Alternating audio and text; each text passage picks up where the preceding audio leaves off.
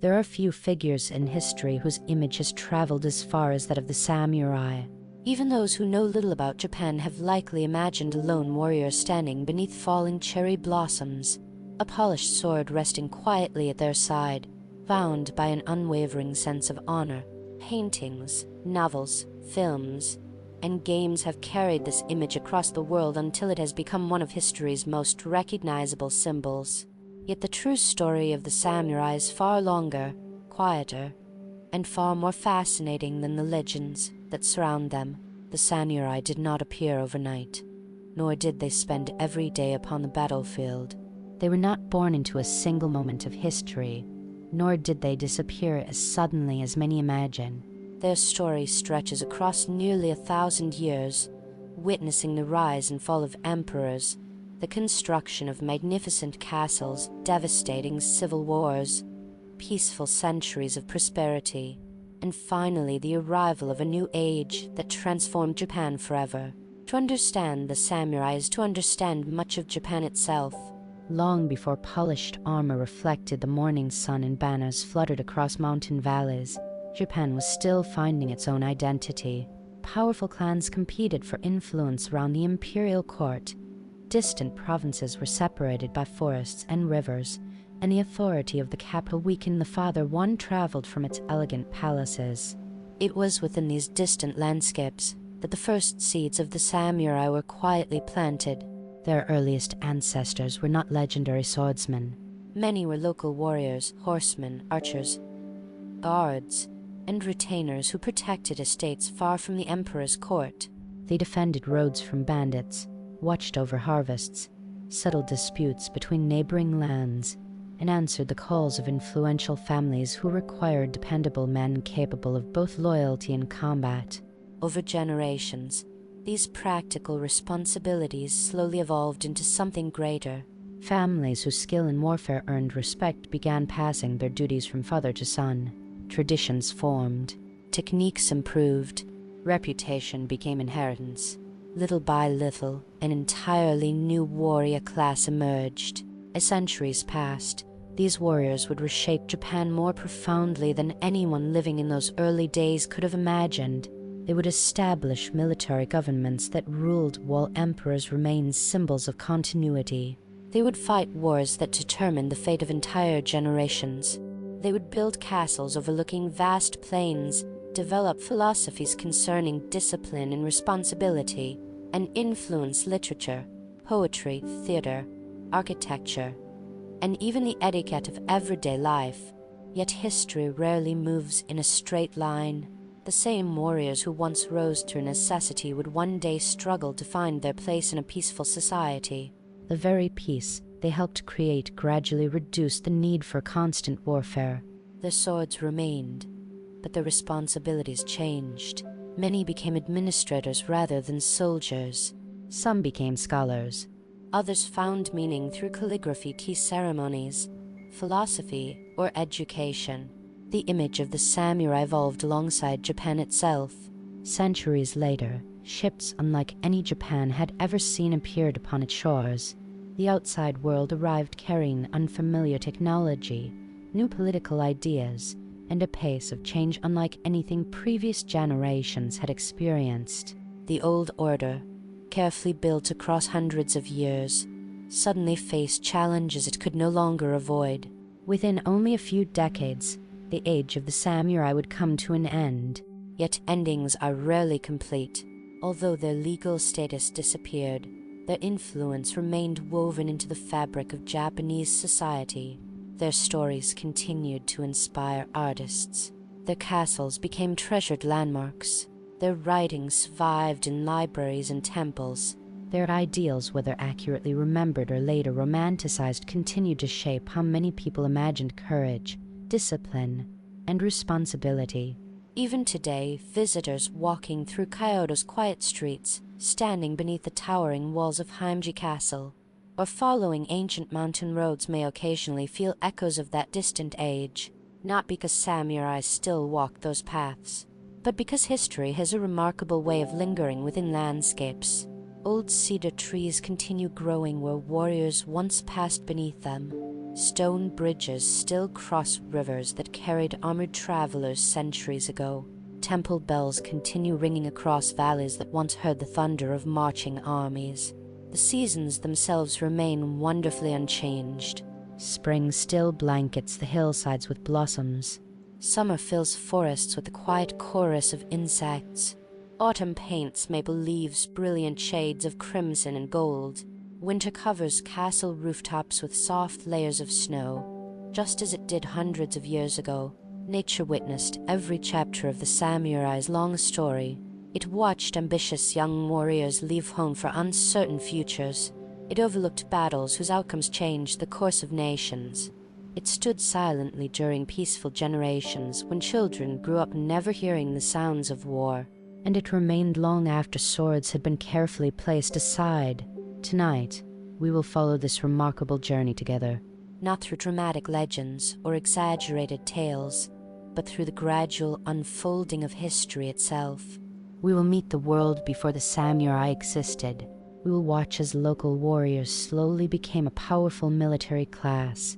We will see them rise to rule Japan, survive invasions, endure civil wars, and eventually face an entirely new era that transformed their society forever. Along the way, we will explore not only battles and rulers, but also daily life, beliefs, traditions, architecture, education, and the quieter moments that often reveal more about history than great victories ever could. So, wherever you are listening from, allow your breathing to settle into a gentle rhythm. Imagine distant mountains fading into the evening mist. Picture narrow roads winding between forests of cedar and pine. See quiet villages resting beneath the shadows of ancient castles. Listen, if only in your imagination, to the soft rustling of bamboo carried by a cool evening breeze. Our journey begins not with the clash of swords, but with a Japan still searching for its future land where the first foundations of the samurai had only just begun to take shape, long before anyone could have guessed how profoundly these warriors would influence the centuries to come.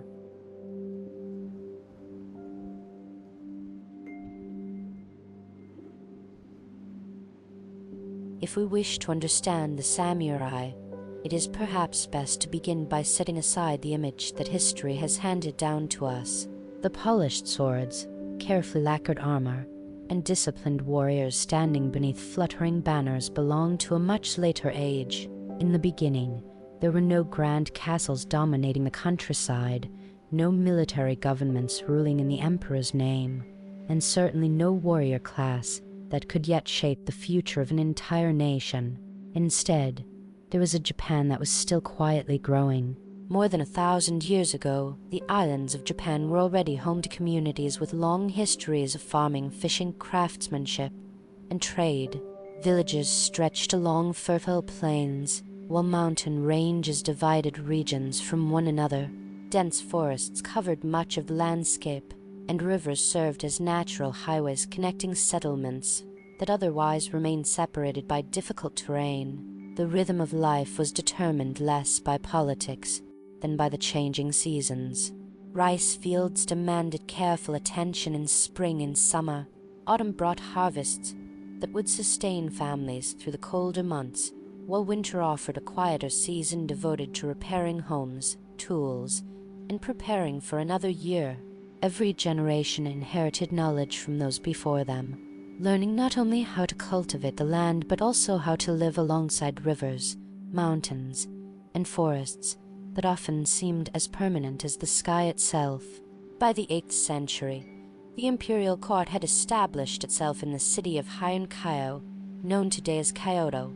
Unlike the bustling modern city that now occupies the same region, Heian-kyo was designed with remarkable order. Wide avenues divided carefully planned districts. Government offices stood alongside elegant residences, and temples added an atmosphere of quiet reflection to the capital. Here, the emperor remained the symbolic center of the nation. Around him gathered nobles whose influence depended less upon military strength than upon education, family connections, and their ability to navigate the refined world of court life. To live at court required mastering a very different set of skills than those needed in distant provinces. poetry held enormous importance.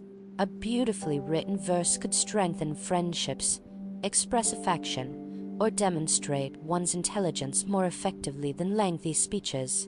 Calligraphy was admired as both an art and a reflection of character. Music accompanied ceremonies, while carefully chosen layers of silk robes displayed rank, taste, and seasonal awareness. Even the colors of clothing changed throughout the year to reflect nature's quiet transformations. The court valued elegance above almost everything else. Life moved according to rituals that had been refined over generations. Festivals celebrated the arrival of spring blossoms. Moon-viewing gatherings filled autumn evenings. Incense competitions challenged participants to recognize delicate fragrances blended from precious woods brought from distant lands. Within these elegant halls, it might have seemed as though peace would continue forever. Yet beyond the capital, Japan looked very different. Traveling away from Heian-Kaiō meant leaving behind its orderly streets and entering a landscape where mountains became steeper, roads narrower, and government authorities steadily weaker. Messages from the capital often required days or even weeks to reach distant provinces. Officials appointed by the court found it increasingly difficult to oversee every region directly. Local communities therefore relied more heavily upon themselves. Powerful families gradually accumulated land through inheritance, careful management, and imperial grants. These private estates, known as **shun**, became an increasingly important part of Japan's economy. Unlike lands directly administered by the government, many estates enjoyed special privileges. Some paid reduced taxes. Others were protected by influential nobles or temples. As generations passed, these estates grew larger, wealthier, and more independent. Naturally, prosperity attracted danger. Rice represented far more than food. It served as wealth itself.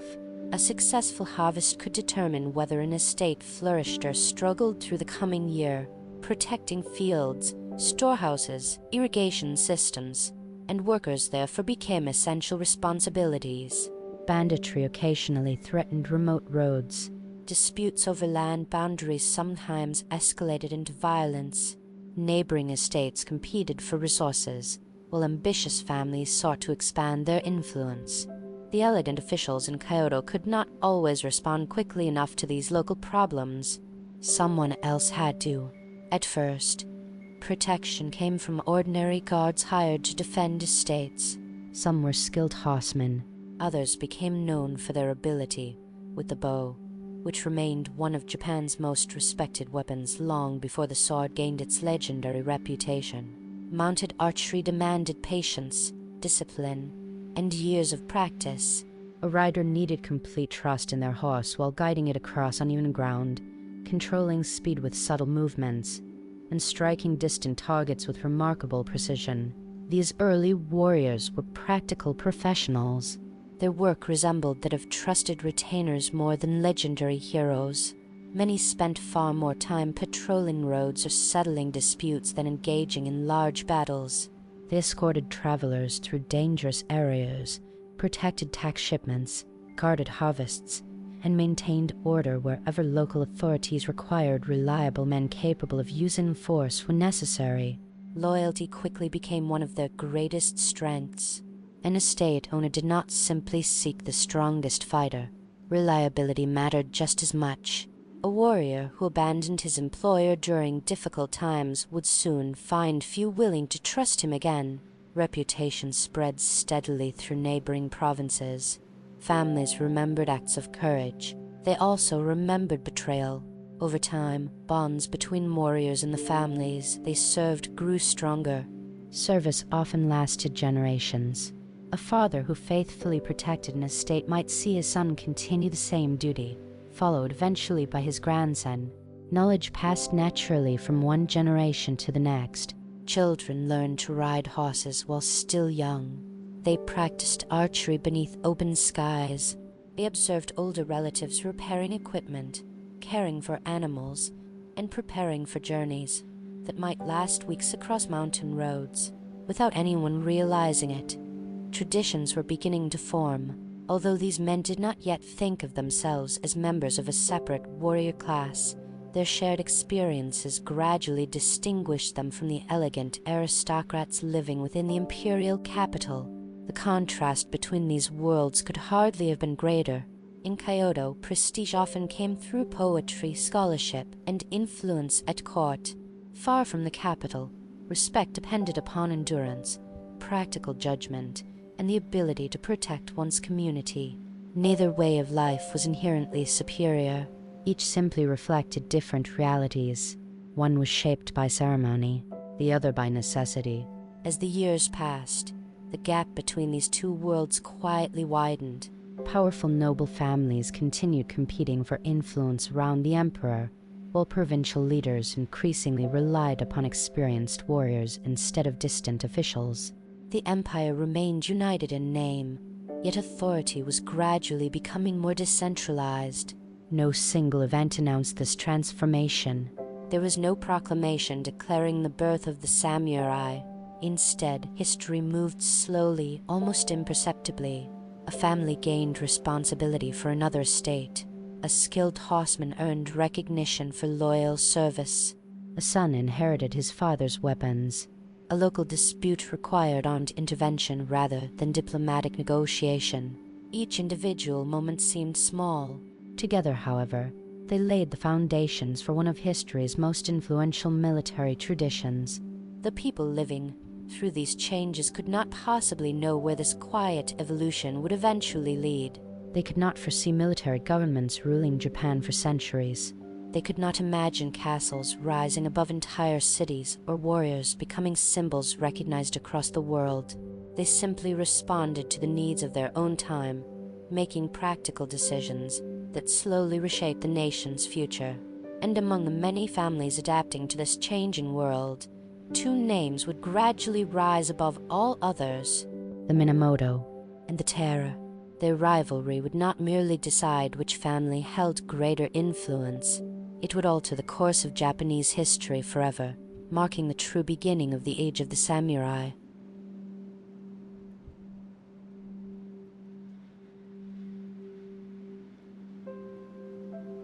By the middle of the Han period, the quiet transformation taking place across Japan could no longer be ignored. For generations, the imperial court in Kyoto had remained the heart of political and cultural life.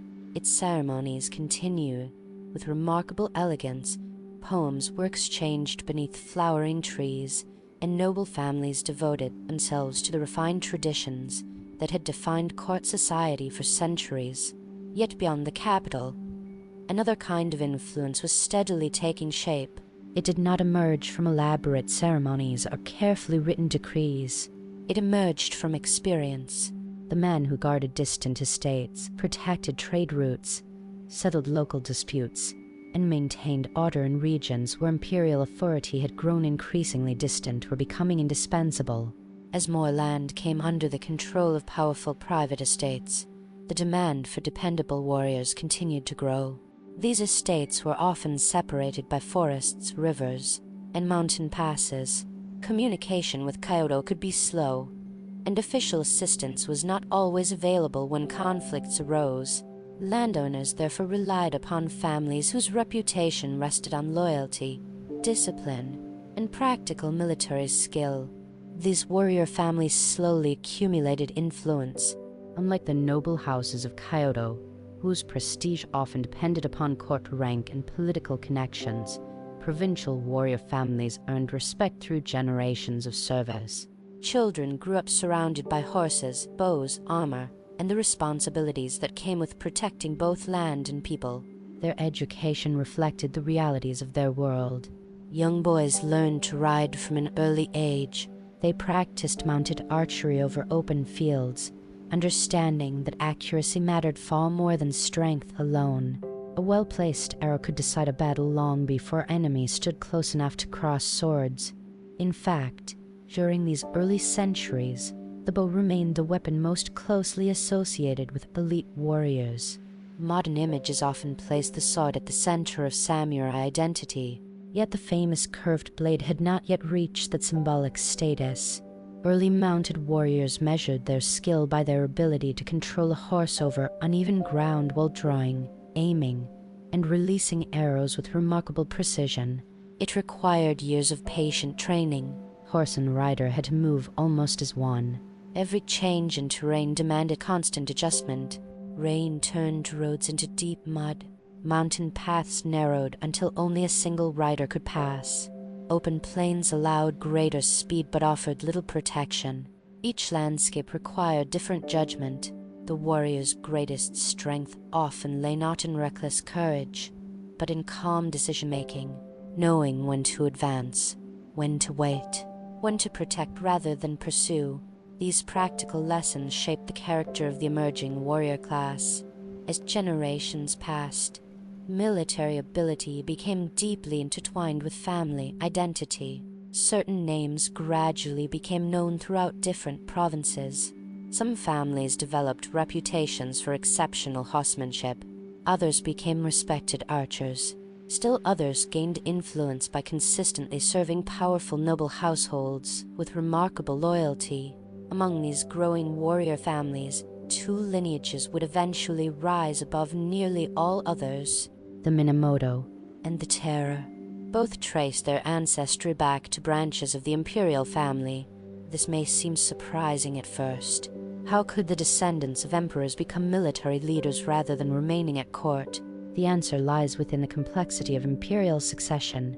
Across many generations, the imperial family expanded considerably. Not every descendant could realistically remain within the immediate line of succession. Some princes and their descendants were granted new family names and gradually entered other roles within society. Among these newly established branches were those who would later become known as the Minamoto and the Taira. Although their bloodlines connected them to the imperial household, their futures unfolded quite differently from those who remained close to the throne. Many members of these families accepted appointments far from Kyoto. There they gained practical experience governing provinces, managing estates, and commanding local warriors. Their influence steadily expanded. Unlike many aristocrats who rarely left the capital, these families became intimately familiar with the realities of provincial Japan. They understood the challenges of protecting distant territories. They forged relationships with local leaders. Most importantly, they built networks of loyal retainers whose support extended far beyond a single generation. These relationships would later prove invaluable. As the 11th century gave way to the 12th, political tensions within the imperial court became increasingly complicated. Retired emperors sometimes exercised considerable influence, even after formally stepping aside. Powerful noble families competed for authority through marriage alliances, appointments, and shifting political loyalties. The court remained elegant, but beneath its polished surface lay growing uncertainty. Disagreements that might once have been settled through negotiation increasingly drew military families into political struggles. Warriors were no longer needed solely to protect distant estates. They were now being called upon to influence events at the very center of Japanese politics. This represented a profound change. Military service was no longer confined to the provinces. The warrior families themselves were becoming political actors.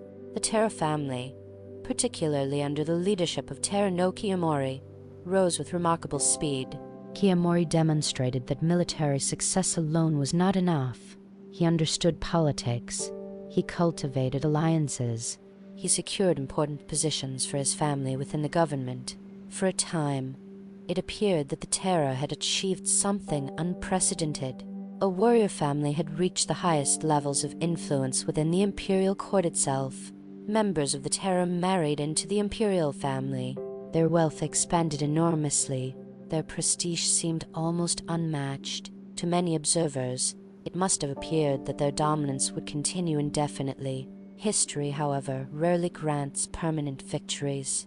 As the Taira became more powerful, resentment quietly spread among rival families and those who feared their growing influence. Foremost among these rivals stood the Minamoto. Although the Minamoto suffered significant setbacks during earlier conflicts, their strength had not disappeared. Across eastern Japan, loyal followers remained. Old alliances endured. Young leaders emerged who had grown up during years of uncertainty, watching patiently while opportunities slowly approached. One of these leaders was Minamoto no Yoritomo. Exiled while still young after earlier struggles between the two great clans, Yoritomo spent years far from the center of power. Rather than disappearing into obscurity, he quietly built relationships with local warrior families. He learned patience. He observed carefully.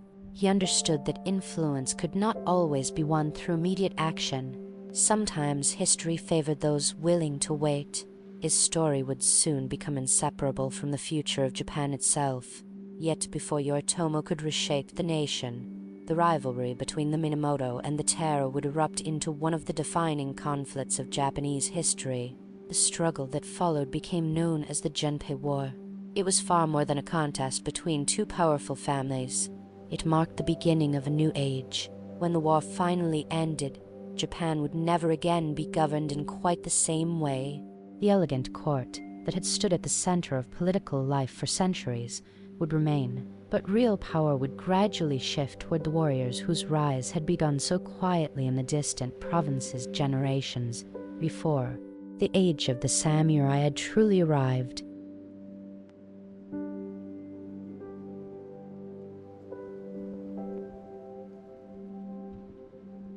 The year was 2080. For many people living across Japan, it did not begin with the certainty that history would soon change forever. Farmers still prepared their fields as they always had, watching the weather with careful attention. Fishermen launched their boats before sunrise, hoping for calm waters and generous catches. Merchants continued their journeys along familiar roads, carrying rice, cloth, ceramics, and tools between towns separated by mountains and rivers. Life, for most people, remained wonderfully ordinary, yet beneath that quiet rhythm, the balance of power that had held Japan together for generations was beginning to fracture. The rivalry between the Taira and the Minamoto had grown beyond personal competition. It had become a struggle over the future of the country itself. Who should guide Japan? Should influence remain concentrated around the imperial court in Kyoto, where the Taira had established themselves with remarkable success? Or would leadership pass into the hands of the provincial warriors whose strength had steadily grown across the eastern regions? These questions could no longer be answered through political negotiations alone. They would instead be decided upon battlefields stretching across rivers, valleys, mountains, and coastlines. The conflict that followed became known as the **Genpei War **, named after alternative readings of the characters used to write the Minamoto and Taira family names. It would last for nearly 5 years. Although remembered today through famous battles and celebrated warriors, the war was also a period of tremendous uncertainty. Victory was never guaranteed. At the beginning of the conflict, the Taira possessed considerable advantages. Their influence at court remained unmatched. Their resources were vast. Their leaders had years of political experience, and many believed their position to be secure. The Minamoto, on the other hand, faced enormous challenges. Their family had suffered defeats in earlier struggles. Many loyal supporters had been scattered across distant provinces. Some had spent years living quietly, uncertain whether another opportunity would ever arise. Yet time had worked in unexpected ways. While the Taira governed from the center of power, the Minamoto had quietly strengthened their relationships with warrior families throughout eastern Japan. These alliances had not been built overnight. They were the result of years of mutual trust, shared hardships, and practical cooperation. When the call to arms finally came, many provincial warriors answered not simply out of ambition, but because they believed their loyalty belonged with the Minamoto. Among them stood Minamoto no Yoritomo. Years earlier, after surviving political turmoil that claimed the lives of many members of his family, Yoritomo had been sent into exile. For a young man whose relatives had once commanded great influence, such a fate might have appeared devastating. Yet exile became an unexpected education. Far from Kyoto, he observed the realities of provincial Japan. He met local leaders. He listened more than he spoke, rather than rushing toward revenge. He patiently earned the confidence of those around him. This patience would later distinguish him from many other military leaders. When Prince Bushidō, a member of the imperial family opposed to Taira dominance, issued a call encouraging warriors to rise against the terror, Yoritomo recognized that the moment he had quietly awaited had finally arrived. Across eastern Japan, banners bearing the Minamoto emblem began to appear. One by one, warrior families declared their allegiance. Some did so out of long-standing loyalty. Others saw an opportunity to reshape the nation's future. Still others simply wished to free themselves from the growing influence of the terror. As armies assembled, one might imagine scenes of constant violence. In reality, military campaigns often unfolded far more slowly. Gathering soldiers required time. Supplies needed to be organized. Horses had to be fed. Roads determined the speed of travel. Weather influenced every decision. Heavy rain could transform open fields into impassable mud. Mountain passes sometimes delayed entire armies for days. Logistics mattered as much as bravery. For the ordinary soldiers who marched beneath their commanders' banners, daily life consisted of long journeys rather than endless battles. They slept beneath simple shelters or beneath the open sky. Meals were modest, often consisting of rice, preserved foods, and whatever could be gathered or purchased along the way. Alma required constant maintenance. Bowstrings weakened with use. Horses needed rest. The image of glorious warfare found in later stories rarely reflected these quieter realities. Much of military life involved waiting. Waiting for reinforcements. Waiting for information. Waiting for favorable weather. Waiting for an opponent to make the first move. Patience, once again, proved just as valuable as courage. When battles finally occurred, they often looked very different from modern expectations. Early samurai warfare emphasized mounted archery. Warriors rode across the battlefield seeking advantageous positions from which to release carefully aimed arrows. Skill, discipline, and control mattered enormously. Combat was not always a chaotic clash of thousands fighting simultaneously. Instead, engagements frequently unfolded through a series of movements shaped by terrain, communication, and the decisions of individual commanders. The landscape itself became an active participant. Wide rivers created natural defensive lines. Mountain ridges offered commanding views of approaching forces. Dense forests concealed movement. Narrow valleys forced armies into confined spaces where numbers alone offered little advantage. Every commander needed to understand not only his soldiers, but also the land beneath their feet. Among the earliest significant engagements of the conflict was the *** Battle of Uji***, fought near the city of Kyoto. It is remembered not only for its military importance but also for its striking setting. The Uji River flowed swiftly beneath a wooden bridge that connected the opposing sides.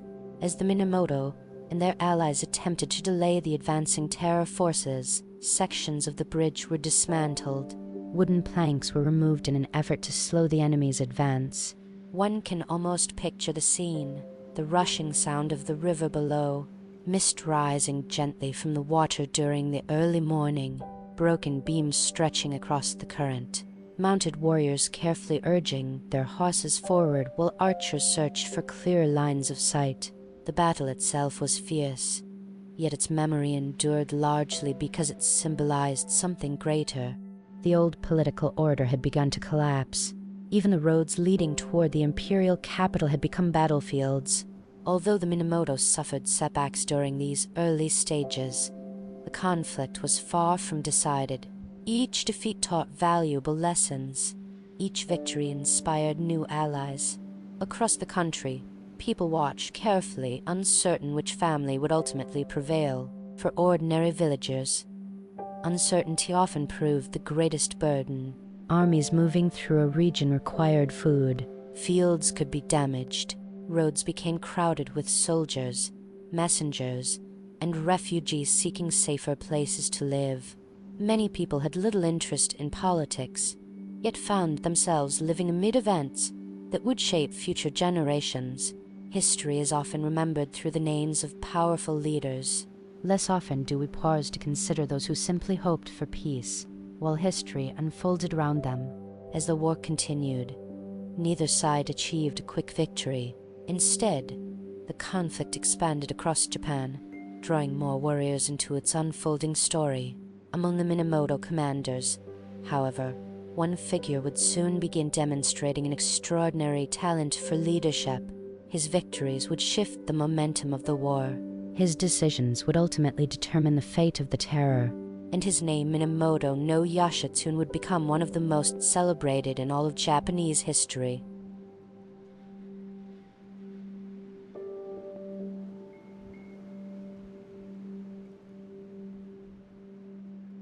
Among all the commanders who fought during the Genpei War, few have captured the imagination of later generations quite like Minamoto no Yoshitsune . His name appears in poems, plays, paintings, novels, and countless retellings of Japanese history over the centuries. Stories surrounding his life have grown so numerous that separating history from legend has become a challenge even for historians. Yet behind those legends stood a remarkable young commander whose military brilliance helped change the course of Japan. Yoshitsune's early life was marked by uncertainty. He was born into the Minamoto family during a period of intense political conflict. While still a child, his father, Minamoto no Yoshitomo, was killed after an unsuccessful struggle against the terror. Like many surviving members of his family, Yoshitsune's future became uncertain almost overnight. Rather than growing up within the halls of a powerful household, he spent much of his youth far removed from political life. Tradition tells us that he spent several years at Kurama Temple, nestled among the forested mountains north of Kyoto. Whether every detail of these stories is historically accurate remains uncertain. Legends speak of secret training beneath towering cedar trees and even of mystical lessons taught by supernatural beings known as Tengu.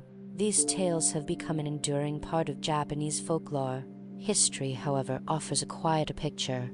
It is far more likely that Yoshitsune received the education expected of a young nobleman while living away from the dangerous politics of the capital. Whatever the exact details of his childhood, one fact remains clear. When adulthood arrived, Yoshitsune chose to return to the struggle that had shaped his family's fate. By then, his older half-brother, Minamoto no Yoritomo, had already established himself as the leader of the Minamoto Corps in eastern Japan. The relationship between the two brothers would prove enormously significant. Yoritomo possessed patience, political judgment, and the ability to build lasting institutions. Yoshitsune, by contrast, became known for his boldness on the battlefield. Together, their strengths appeared almost perfectly balanced. As the war progressed, Yoshitsune demonstrated an ability to think differently from many commanders of his time. Rather than relying solely upon overwhelming numbers, he paid careful attention to terrain, timing, and surprise. His campaigns often reflected careful preparation rather than reckless courage. One of the best examples came during the Battle of Ikainotani in 1184. The terror had established strong defensive positions near the coast. Their fortress appeared difficult to attack directly. Steep hills rose behind the position, while the sea protected another side. From a conventional military perspective, it was a formidable place to defend. Instead of following the most obvious approach, Yoshitsune divided his forces. While one group occupied the defenders' attention from the front, another descended unexpectedly from the steep mountain slopes behind the fortress. Whether every detail described in later chronicles occurred exactly as written remains uncertain. Medieval histories often emphasize dramatic moments. Even so, the broader picture remains convincing. Yoshitsune understood that unpredictability could become a weapon in itself. The surprise attack shattered the terror defenses. The fortress fell. Momentum shifted once again toward the Minamoto, For those living through the war, victories like these carried significance far beyond individual battles. Each success encouraged neutral warrior families to reconsider their loyalties. A clan uncertain which side would ultimately prevail might now decide that supporting the Minamoto offered the safer future. In medieval warfare, reputation often traveled faster than armies themselves. News spread along roads, through temples, at marketplaces, and among travelers moving between provinces. Stories of successful commanders inspired confidence. Defeats encouraged doubt. Military victories therefore possessed both practical and psychological importance. Only a few months later came another decisive engagement. The ** Battle of Yashima ** fort on the island of Shikoku demonstrated once again how closely warfare depended upon geography. Japan's coastline, filled with bays, islands, and narrow channels, created opportunities unlike those found on open plains. Control of the sea became almost as important as control of the land. The Taira still maintained considerable naval strength. Many of their experienced sailors had spent years navigating Japan's inland waters. Ships allowed them to transport soldiers, supplies, and members of the imperial court with remarkable flexibility. Yet even here, Yoshitsune sought unexpected solutions. Rather than waiting for overwhelming numerical superiority, he launched a rapid assault that caught the Taira by surprise. Confusion spread among the defenders. Believing that a much larger army had arrived, many withdrew before fully understanding the size of the attacking force. Again, careful planning achieved what brute strength alone might not have accomplished. As the months passed, the Taira found themselves retreating farther west. Their once unshakable position steadily weakened. Families that had enjoyed extraordinary influence only a few years earlier now faced an uncertain future. Members of the imperial court who had once relied upon Taira protection traveled alongside them. Children, nobles, servants, and soldiers shared the hardships of constant movement. History often remembers victories. Less frequently does it pause to consider those quietly enduring defeat. One can imagine long evenings aboard crowded ships, lanterns swaying gently with the movement of the waves, parents attempting to reassure frightened children, commanders studying maps beneath dim light, searching for possibilities that grew fewer with each passing week. The future that had once seemed secure now appeared increasingly fragile. Everything would soon come down to one final confrontation. In the spring of 1185, the remaining Taira forces gathered within the narrow waters of the ** Kanman Strait, **, the passage separating the islands of Honshu and Kyushu. Unlike many earlier battles, this would not primarily be fought upon fields or mountains. Instead, the sea itself would become the battlefield. Powerful tides flowed through the strait, changing direction as the day progressed. Experienced sailors understood that timing could determine victory or defeat just as surely as military skill. Ships maneuvered carefully across the moving water. Archers prepared their bows. Commanders watched not only their opponents but also the changing currents beneath them. The battle that followed would become known as the ** Battle of Dan no Ura **. It marked the dramatic conclusion of the Genpei War. More importantly, it marked the end of one era and the beginning of another. When the waters of the Kanman Strait finally grew quiet once more, the Taira clan would have all but disappeared from the center of Japanese politics. The Minamoto would stand victorious. Yet the greatest transformation was still to come. Winning the war was only the beginning. The far more difficult challenge lay ahead. How could an entire country be governed after centuries of rule centered on the imperial court? The answer that Minamoto no Yoritomo would provide would reshape Japan for hundreds of years, establishing a new form of government unlike anything the nation had seen before and firmly placing the samurai at the heart of its political future.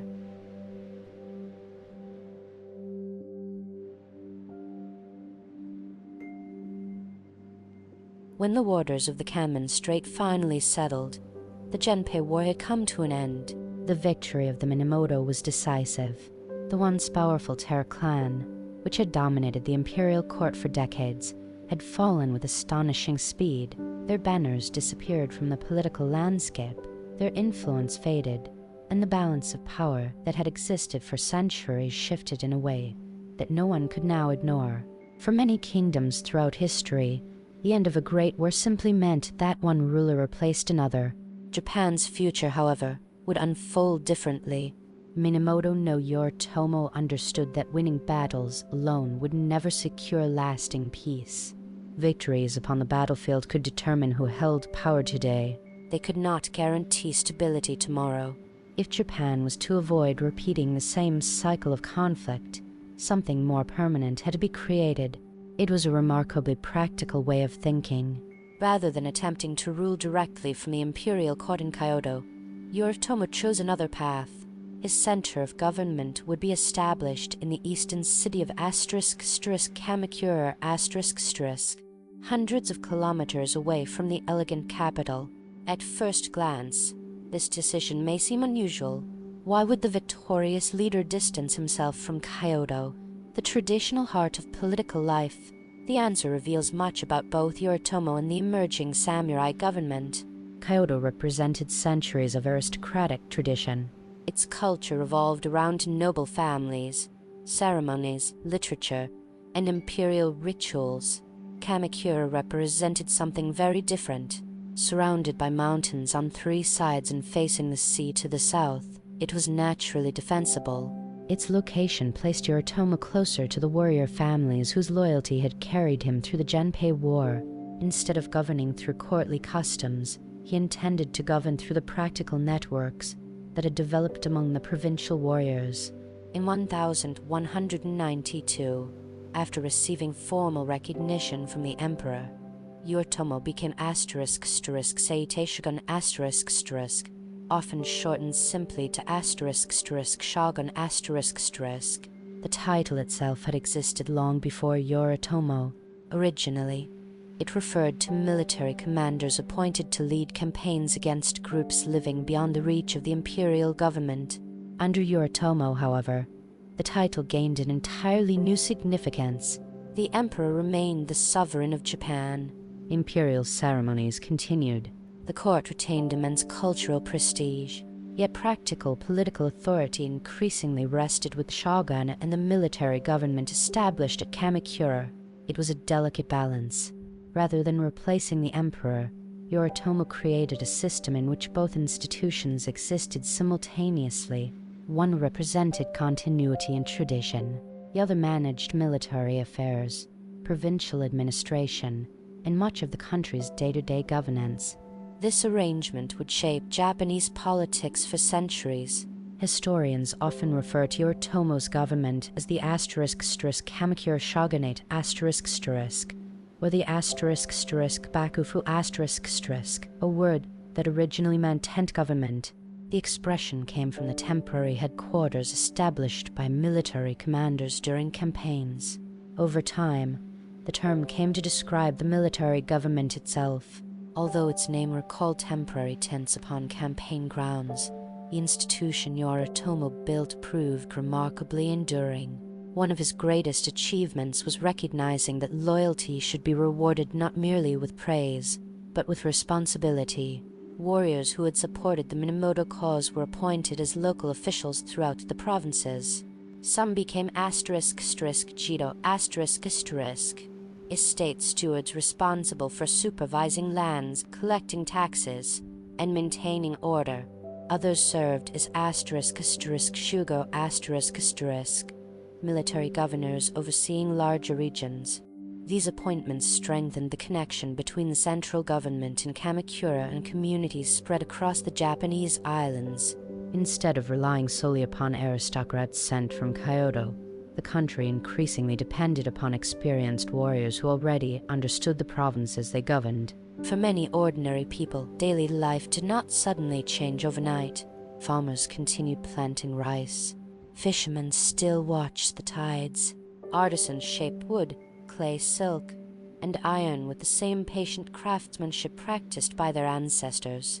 The seasons continued their familiar rhythm. Spring rains nourished young fields. Summer brought long days of labor. Autumn rewarded careful work with harvests. Winter offered a quieter season of preparation and reflection. History often appears dramatic when viewed from afar, yet most people experience even great political transformations gradually. A new official might arrive. Taxes might be collected differently. Local disputes could be settled under new authority. Life itself, however, continued. For the warrior families, on the other hand, the changes were profound. Military service had become more than an occupation. It had become the foundation of political influence.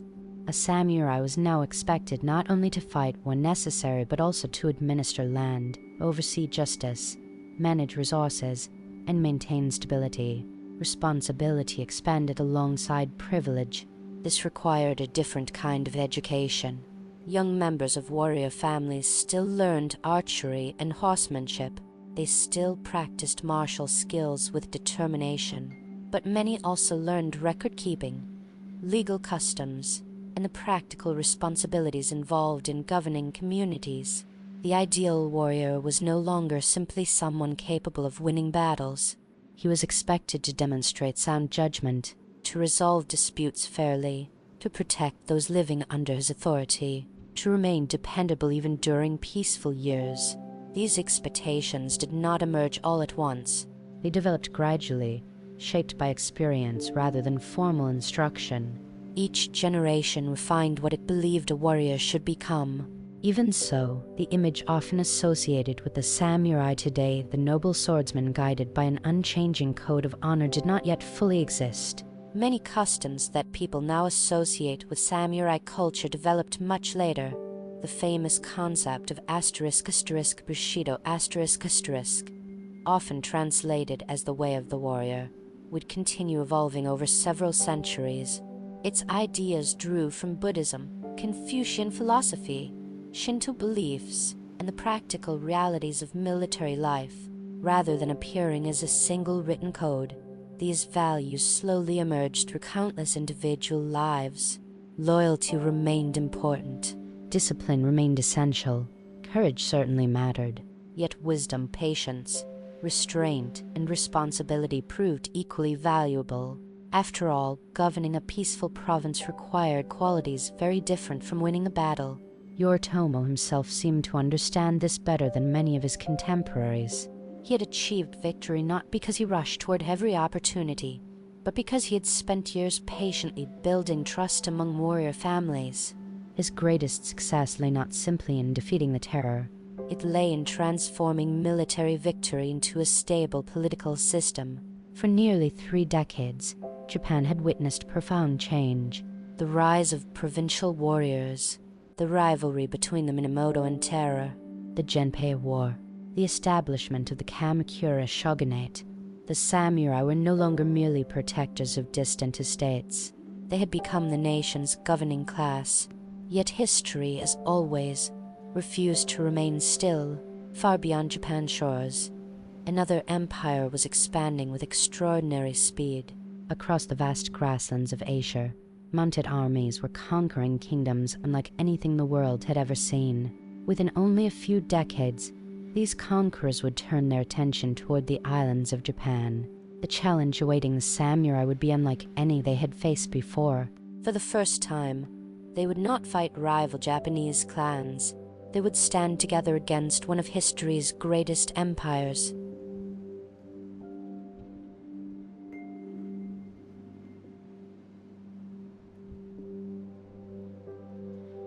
When people speak of the samurai today, one word appears more often than almost any other. **Bushidō****it is commonly translated as **the way of the warrior**, and is often described as a strict code that every samurai faithfully followed throughout Japanese history. It is an appealing image, a warrior whose every decision was guided by an unchanging set of principles, a life devoted entirely to honor, a sword drawn only with perfect discipline. Yet history, as it so often does, tells a quieter and more complex story. Bushidō was not created in a single moment. No ruler gathered the samurai together to announce a universal code. No single book defined it for every generation. Instead, the ideas that later became associated with Bushidō slowly developed over many centuries, changing as Japanese society itself changed. The earliest warriors of the Heian period rarely used the word at all. Their lives were shaped primarily by practical responsibilities: protecting estates, serving powerful families, keeping promises, surviving difficult campaigns. Loyalty was important because society depended upon trust. Courage mattered because hesitation could cost lives. Discipline grew naturally from years of training rather than from philosophical writings. As the Kamakura Shogunate brought greater stability to Japan, warrior families began reflecting more deeply upon the values that defined their profession. Military success alone no longer seemed sufficient. A capable leader also needed wisdom. He needed patience when judging disputes. He needed restraint when authority placed many lives under his care. Gradually, ideas from several traditions blended together.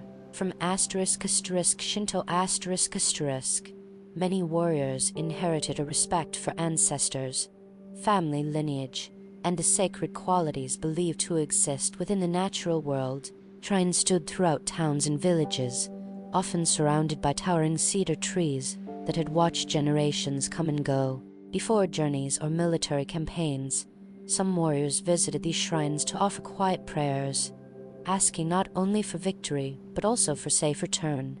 Nature itself remained a constant companion. Mountains inspired humility, forests encouraged reflection. The changing seasons reminded every generation that nothing remained unchanged forever. From Buddhism came another perspective. Several schools of Buddhism had reached Japan centuries earlier, gradually influencing every level of society. Among warrior families, Zen Buddhism would later become especially significant. Zen emphasized direct experience, careful attention, and inner calm. Its teachings encouraged practitioners to remain fully present rather than becoming consumed by fear or desire. One can understand why such ideas appealed to warriors. Whether preparing for battle, resolving disputes, or governing a province, a clear and steady mind often proved more valuable than uncontrolled emotion. Zen practice rarely promised an easier life. Instead, it encouraged accepting uncertainty with quiet composure. This outlook shaped not only military thinking but also many artistic traditions. Simple gardens carefully arranged with stone and sand, tea prepared through deliberate movements, ink paintings completed with confident brushstrokes. Each reflected an appreciation for balance, simplicity, and presence. Many samurai found these practices surprisingly compatible with their own lives. Strength and stillness were not opposites. They complemented one another. Another important influence arrived through Confucianism a philosophical tradition originating in China. Confucian scholars placed great importance upon responsibility, education, respect for parents, loyalty between ruler and servant, and ethical leadership. As Japan entered increasingly peaceful centuries, these teachings became especially valuable. A warrior serving as an administrator required more than martial skill. He needed fairness, integrity, the ability to govern without unnecessary cruelty. Confucian thought encouraged rulers to lead through personal example rather than fear alone. It reminded those in authority that power carried obligations as well as privileges. Over time, these various influences blended with the everyday experiences of warrior families. Bushidō, therefore, was less a single rulebook than a gradual tradition. Its exact meaning often differed from one century to another. What remained remarkably consistent, however, was the importance placed upon character. A samurai's reputation could take decades to build. It could disappear through one reckless decision. In communities where families served one another across generations, trust became one of the most valuable possessions a person could have. Promises mattered. Reliability mattered. Self-control mattered. These qualities often determined whether other families would willingly place their confidence in a leader. Education also became increasingly important. Contrary to many popular images, numerous samurai spent far more time reading than fighting. Children born into warrior households frequently studied literature, history, calligraphy, mathematics, and classical Chinese texts alongside martial training. A refined education reflected both practical necessity and social expectation. Officials responsible for managing estates needed accurate records. Judges required knowledge of legal customs. Messengers carried official correspondence that demanded careful writing. A warrior unable to read or write effectively found many opportunities close to him. The sword remained respected. So did the brush. In fact, an old saying came to express this balance beautifully. Asterisk, the pen and the sword in accord. Asterisk, while its exact wording varied across generations, the underlying idea remained remarkably consistent. True mastery required both intellectual cultivation and martial ability. Neither alone was considered complete. Of course, samurai were still human. Not every warrior lived according to the ideals celebrated in later generations. Some abused their authority.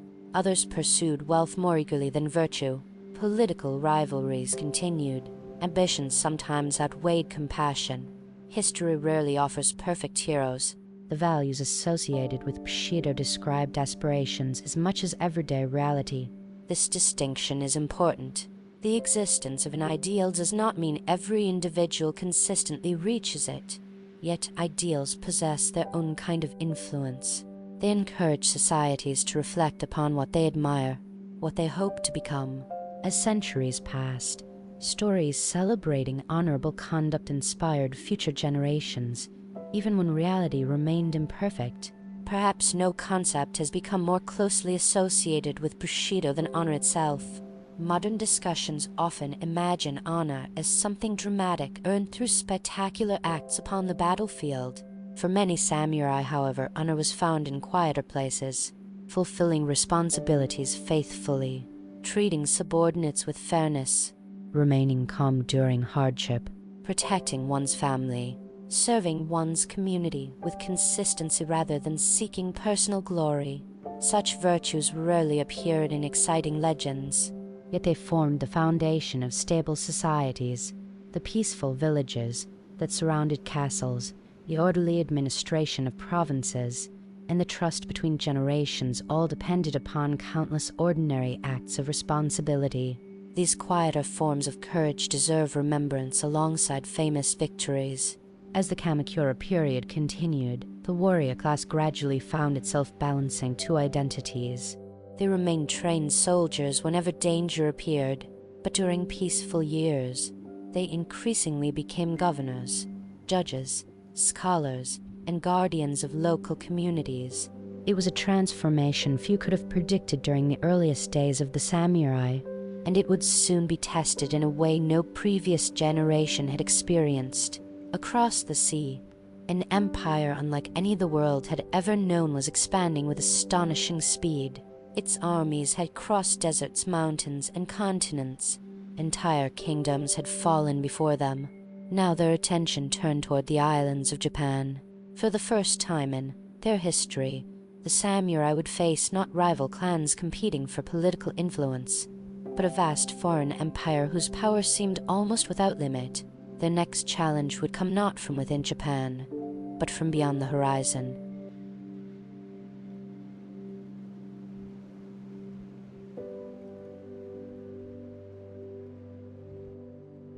In the decades following the establishment of the Kamakura Shogunate, Japan entered a period of greater stability.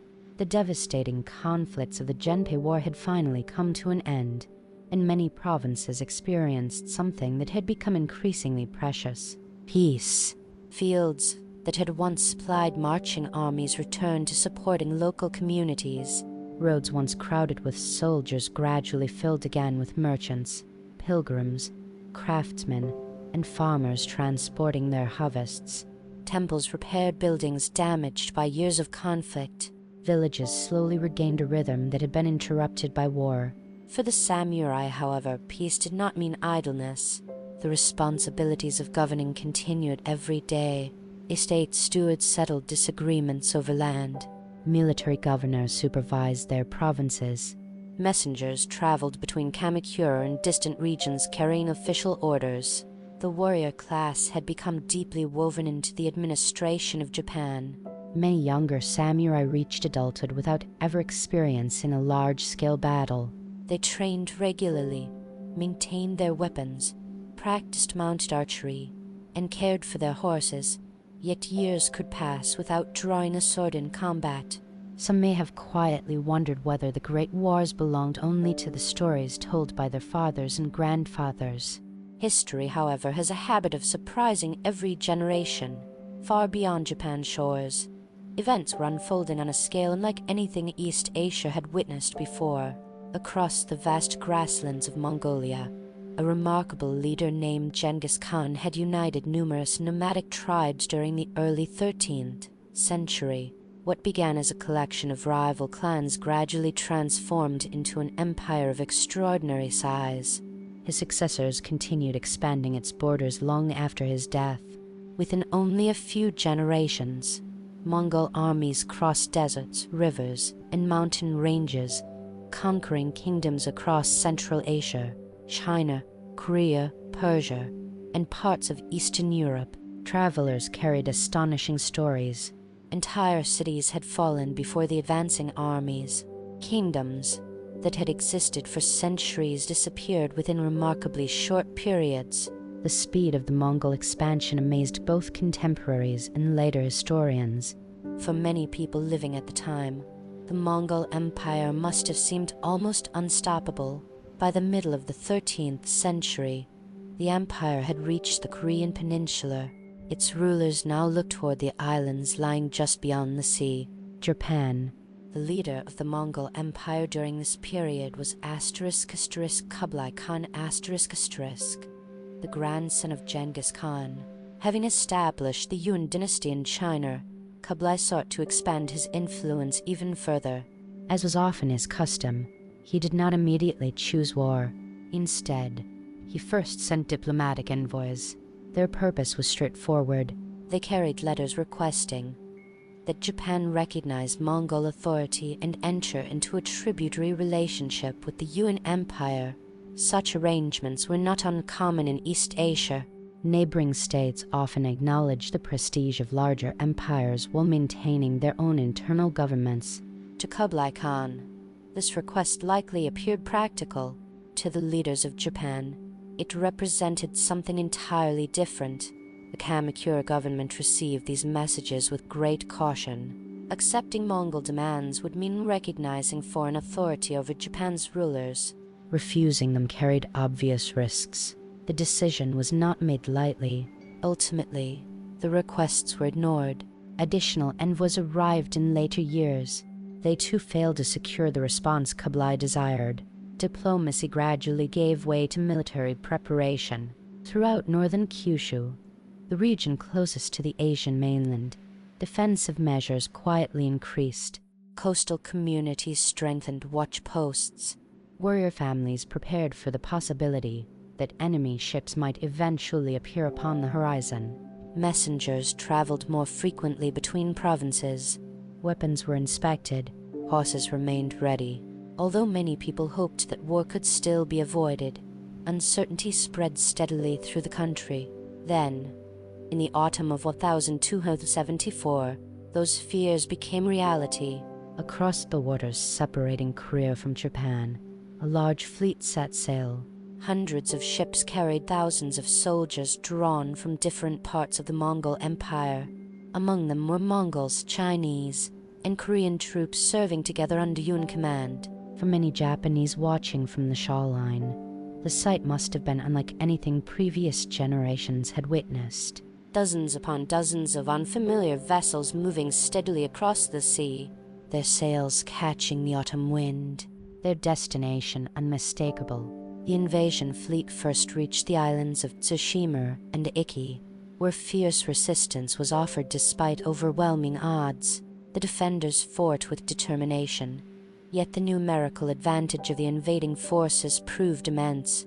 These early encounters demonstrated something important. The coming conflict would differ greatly from the civil wars that Japanese warriors had previously experienced. The Mongol armies employed unfamiliar tactics. They emphasized coordinated formations rather than individual combat. Archers released volleys of arrows together in disciplined groups. Explosive weapons, primitive bombs using gunpowder technology developed in China created sounds and flashes unlike anything most Japanese warriors had encountered. Even their methods of communication differed, relying upon drums, bells, and signals that coordinated large numbers of troops simultaneously. For the samurai, accustomed to the traditions of Japanese warfare, these differences demanded rapid adaptation. Eventually, the invasion fleet reached Hakata Bay one of the most important landing areas in northern Kyushu. Here, Japanese defenders gathered to oppose the advancing army. The fighting was intense. Neither side found victory easily. The invading forces possessed considerable advantages in numbers and organization. The Japanese defenders, however, knew the terrain intimately and fought with extraordinary determination to prevent a permanent foothold on their homeland. As evening approached, the Mongol commanders made the unexpected decision to return many of their troops to the ships anchored offshore. Historians continue debating the precise reasons. Some suggest supply concerns. Others point to unfamiliar conditions or strategic caution. Whatever the explanation, the decision proved significant. During the night, the weather changed. Strong winds swept across the bay. The sea, calm only hours earlier, became increasingly dangerous. Ships anchored close together struggled against powerful waves. Some were damaged, others drifted apart. Facing worsening conditions and uncertain prospects, the invasion fleet eventually withdrew. To the Japanese defenders, relief must have been immense. Their homeland remained unconquered. The threat had passed, or so it seemed. In reality, both sides understood that the conflict was far from over. Kublai Khan had not abandoned his ambitions. The Kamakura government knew that another invasion was entirely possible. Rather than celebrating victory alone, Japan began preparing for the future. Along the shores of Hakata Bay, workers undertook one of the most remarkable construction projects of the period. Stone defensive walls stretched along much of the coastline, designed to prevent enemy ships from landing easily should another invasion come. Samurai from many provinces contributed labor and resources. Years passed as preparations continued. It was a quiet form of determination. No battles were taking place. No armies marched, yet countless hands worked patiently, placing one stone upon another beneath the changing seasons. They could not know exactly when another fleet might appear, only that they must be ready if it did. Their patience would soon be tested once again. For only 7 years later, an even greater armada would emerge from across the sea, larger than the first, carrying tens of thousands more soldiers and presenting perhaps the greatest military challenge Japan had ever faced.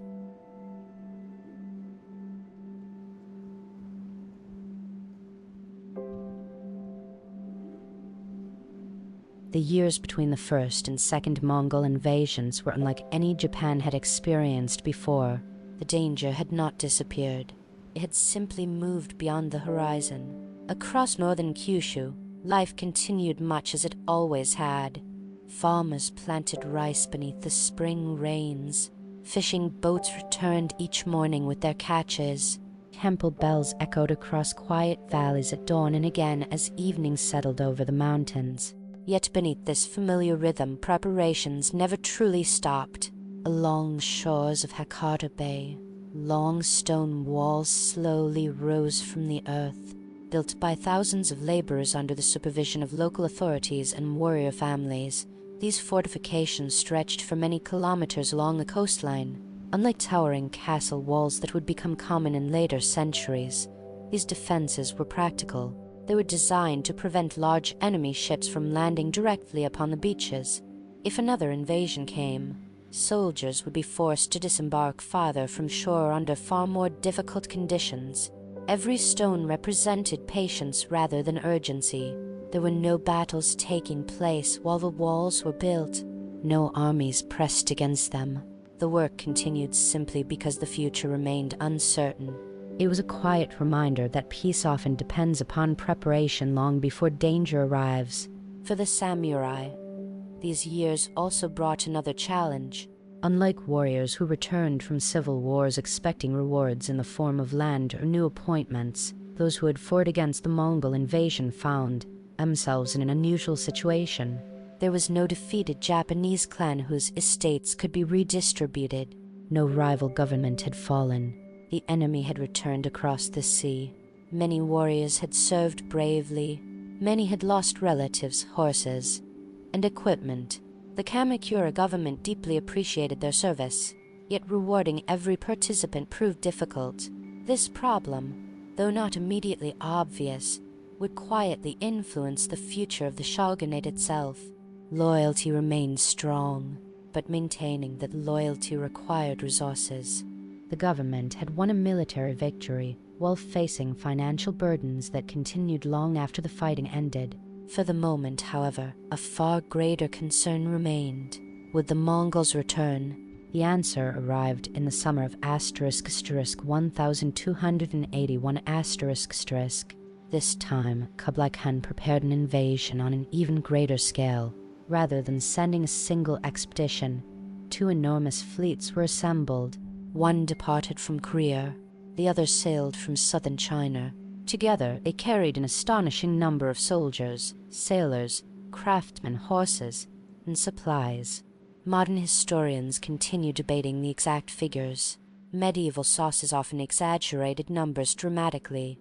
Even so, there is little doubt that this was one of the largest naval expeditions attempted anywhere in the medieval world. Thousands of ships crossed the sea. For those watching the horizon from northern Kyushu, the sight must have seemed almost impossible to comprehend. The sea itself appeared filled with sails.